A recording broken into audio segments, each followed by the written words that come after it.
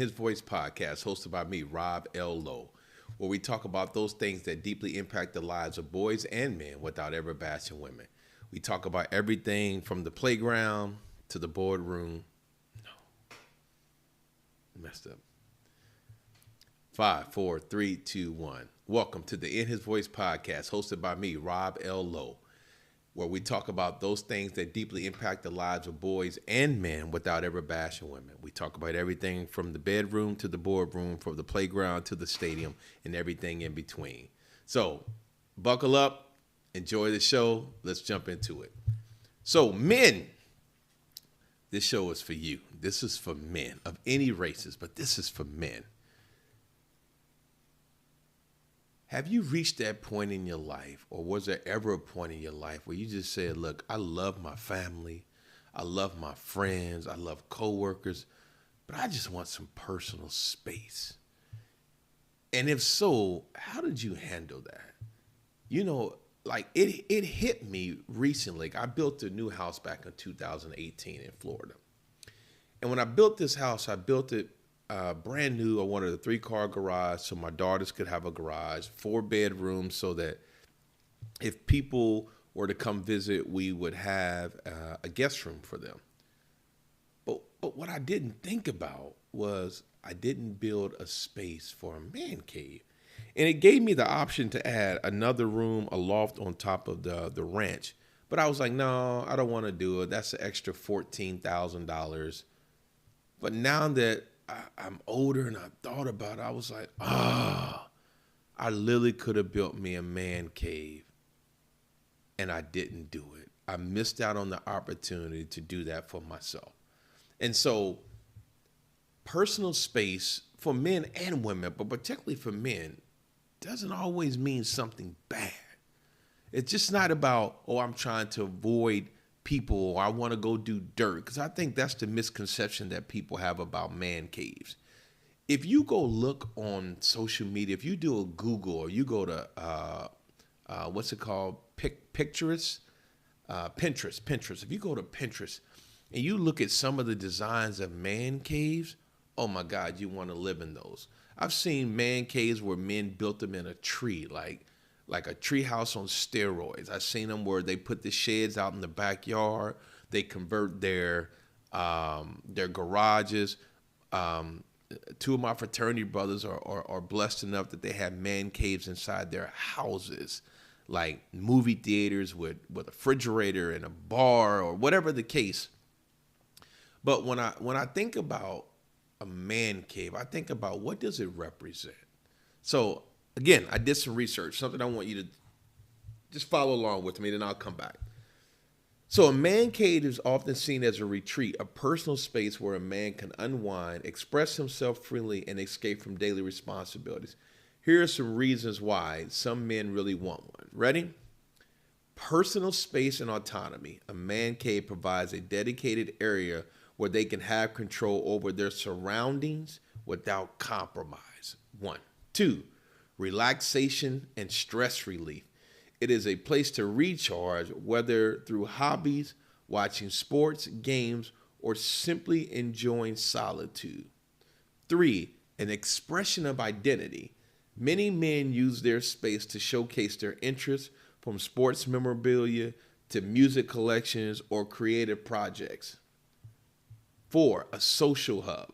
Some men use their man cave as a place to host friends, watch games, or play games without disrupting the rest of the household. A sense of escape.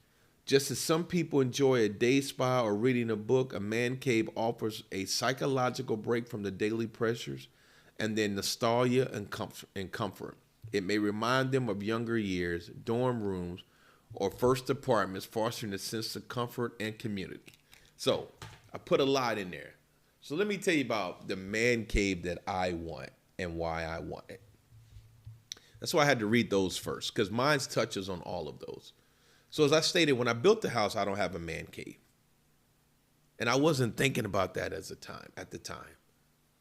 But I saw some that I really liked. They were like the sheds that you can build in the backyard.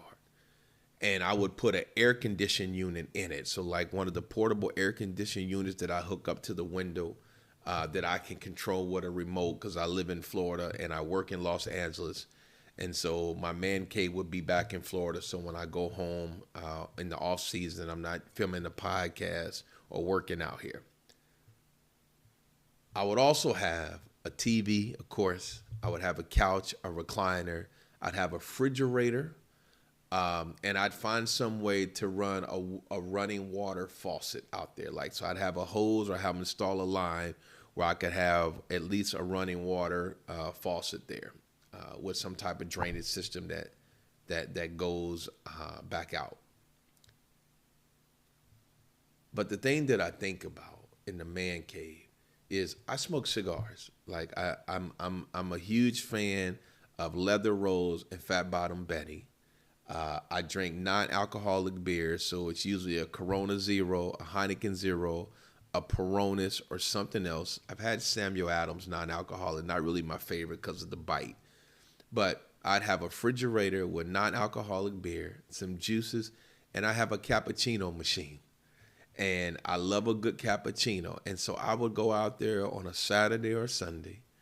I would turn on the air condition to help, and I would have a fan to help circulate and blow the smoke out the top. I would find some way to blow it out.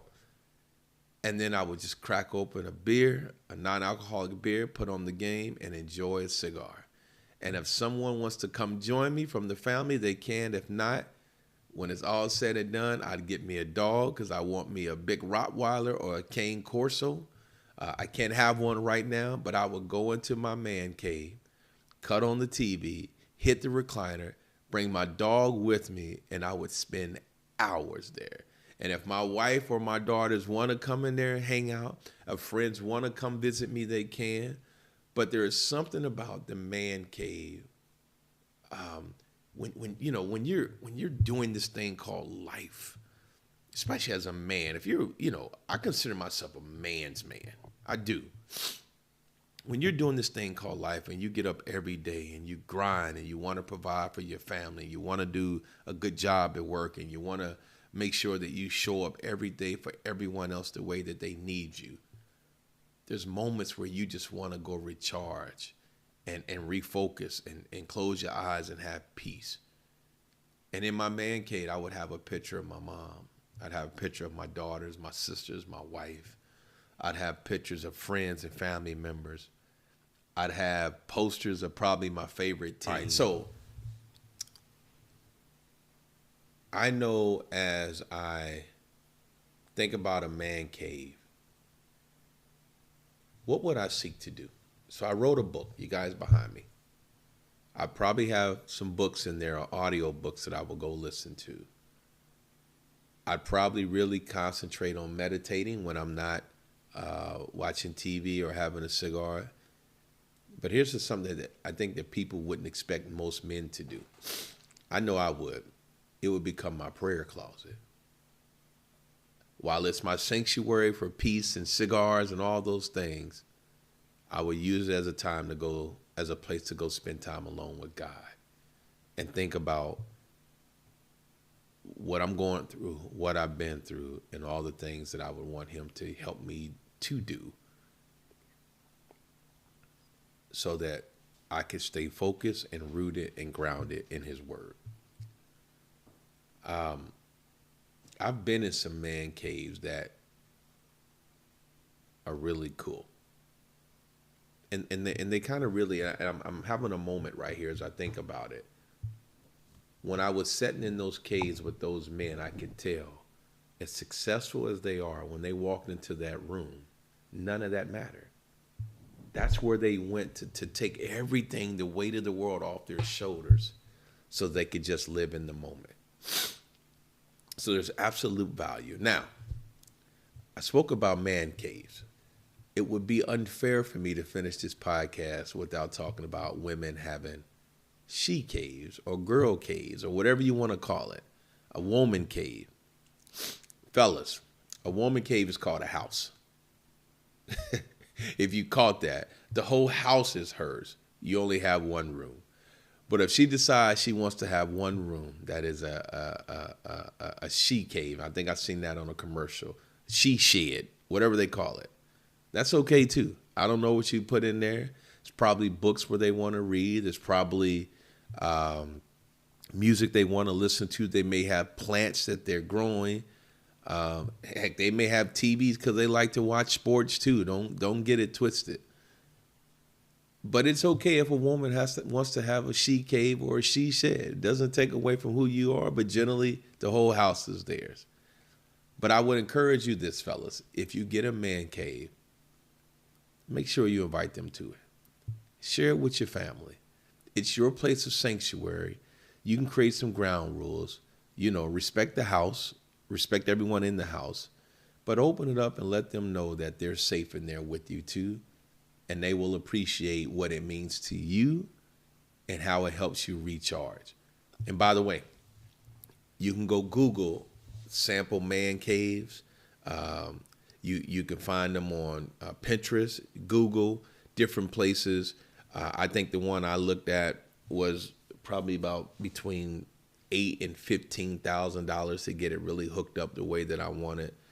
I would have roof shingles on it, insulation, air conditioned, panel the walls. Like I do the whole thing because I really want it to feel like my little home away from home.